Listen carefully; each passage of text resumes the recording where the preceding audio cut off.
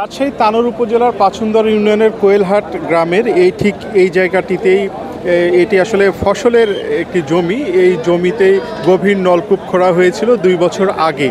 এই জমির মালিক যেটি বলছেন যে তারা এখানে নলকূপ খোঁড়ার জন্য গর্ত খুঁড়েছিলেন, পরে সেখানে পানির স্তর না পাওয়ার পরে তারা গর্তটি বুজে দিয়েছিলেন এবং এই গর্তটিতেই আজকে কিন্তু 2 বছরের শিশু সাজিদ তিনি এই গর্তের মধ্যে পড়ে যান এবং এর পরপরই আজকে বিকাল 4:30 থেকে ফায়ার সার্ভিসের 3টি ইউনিট কিন্তু এই গর্ত থেকে শিশুটিকে বের করার যে অভিযান সেটি চালাচ্ছেন। এখন আমরা যেটি দেখতে পাচ্ছি যে গর্তের পাশে এখানে মাটি খোঁড়া হচ্ছে এবং ফায়ার সার্ভিসের কর্মীরা যেটি বলছেন যে এই মাটি খুঁড়ে এখান থেকে তারা গর্তের সাথে একটি সংযোগ স্থাপন করে শিশুটিকে বের করবেন, এমন পরিকল্পনাতেই তারা আগাচ্ছেন।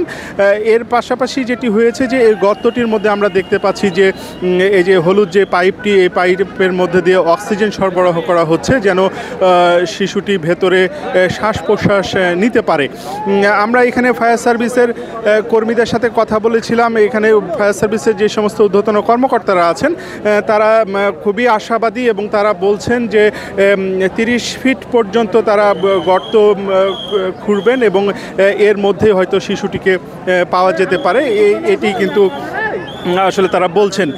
তবে আমরা শিশুটির মায়ের সাথে কথা বলেছি, তিনি যে তথ্য দিয়েছেন যে এই মাঠেই এইখানেই আসলে শিশুটির দাদার একটি ট্রাক্টর আটকে গিয়েছিল এবং সেটি দেখবার জন্যই মূলত শিশুটির মা শিশুটিকে সহ এবং তার 2 শিশুকে নিয়ে মূলত এদিকে আসছিলেন।